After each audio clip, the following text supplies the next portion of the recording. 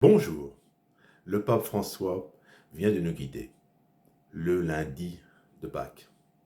Si vous me permettez ce commentaire un peu familier, quelle belle sortie. Il a pris la parole le jour de Pâques, dimanche, le jour de la résurrection de Jésus-Christ.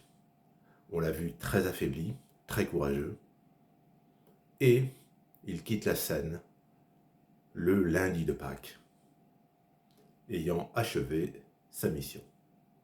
Mais déjà, la page se tourne et l'on pense à son successeur.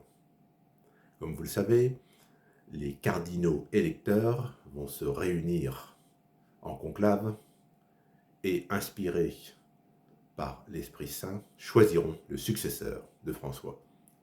Pour ma part, je ne suis, comme vous, qu'un simple humain, et donc je peux me permettre, en dehors de toute inspiration, de faire part de mon petit pronostic personnel quant au nom du successeur du pape François. J'ai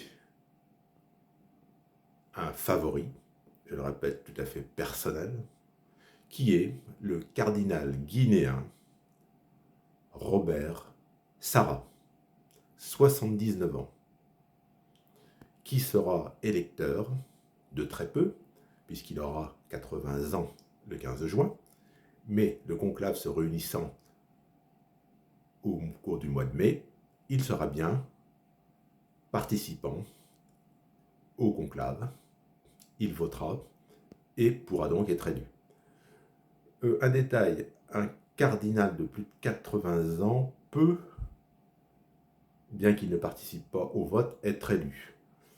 Mais je crois qu'il n'y a pas de cas très récent dans l'histoire des papes.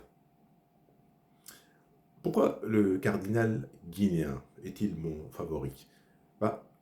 Le pape François, le cardinal Bergoglio, était un cardinal argentin, le premier pape venu du Sud. Je pense que l'Église peut jouer la carte africaine en élisant pour la première fois un pape noir, ce qui serait une grande première, et qui pourrait donner à l'Église une image de progressisme.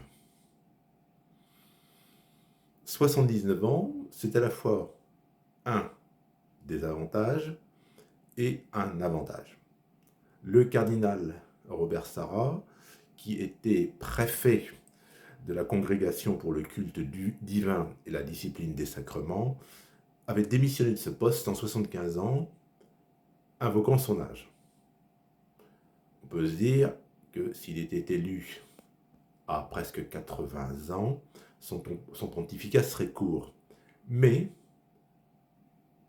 les cardinaux, bien qu'étant inspirés par l'Esprit Saint, sont néanmoins des hommes. Cela peut être un avantage d'élire un homme de 79 ans. Les cardinaux savent qu'en élisant un homme de 79 ans, le pontificat, selon toute vraisemblance, durera entre 5 et 10 ans. Ce qui permet, si le pape déçoit, si on estime qu'il ne remplit pas correctement ce qu'on attendait de lui, ça permet de se dire qu'il y aura rapidement un successeur. Parce que voter pour un homme jeune, comme c'était le cas de Karol Wojtyła, devenu à 58 ans Jean-Paul II, voter pour un homme jeune de 58 ans, c'est partir pour un pontificat qui peut durer 25 à 30 ans, ce qui est très très long. Et puis, répétons-le, les cardinaux sont des hommes. Un cardinal de 65 ans qui a des ambitions personnelles, c'est pas un péché mortel, et qui vote pour élire pape un cardinal de 60 ans, eh bien, ce cardinal de 65 ans sait que, sauf interruption brutale du mandat du pape, comme ce fut le cas pour Jean-Paul Ier, il sait, ce cardinal de 65 ans, qu'il ne deviendra lui-même jamais pape. Et donc, il peut être tentant pour des hommes ayant la soixantaine de voter pour un homme de 79 ans. C'est pourquoi je pense que le cardinal Sarah peut être la surprise lorsque s'élèvera la fameuse fumée blanche dans le ciel annonçant un nouveau pape. Une fumée blanche pour annoncer un pape noir, ce serait tout un symbole, n'est-ce pas? N'hésitez pas, s'il vous plaît, à commenter cette vidéo et à donner votre avis. Bonne fin de journée à vous. Au revoir.